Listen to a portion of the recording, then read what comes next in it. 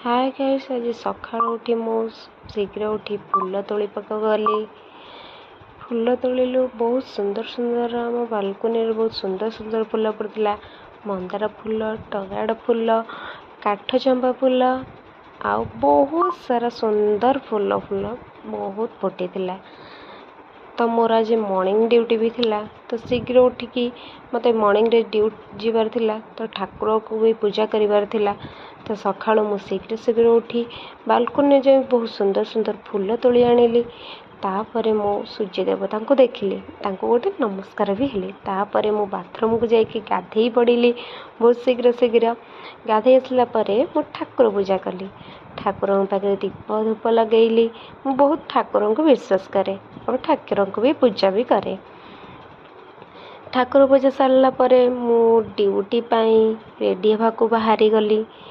Duty पाई ready हवा को पूर्व आगे प्रभु को भल से जुहार हो गली। तापर ड्यूटी पाई रेडी हेली।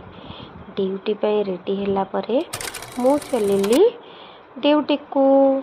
आउ ड्यूटी को जीवा जदि ड्यूटी रे जाई कि शीघ्र न पहुँचीबा आउ तो बहुत असुविधा हो जीवो ना। तो फिंगरप्रिंट भी दबार अछि। ये तो बहुत फिंगरप्रिंट दे देली। तापर गली ड्यूटी को। ड्यूटी रे चप्पल चेंज कली। मु गली ओटी आड़ को। ओटी को गली।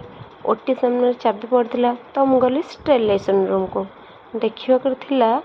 एक्चुअली स्टेरिलाइजेशन मशीन ऑन अच्छी ना ऑफ अच्छी और स्टेरिलाइजेशन बसा हब कि ना कि इंस्ट्रूमेंट।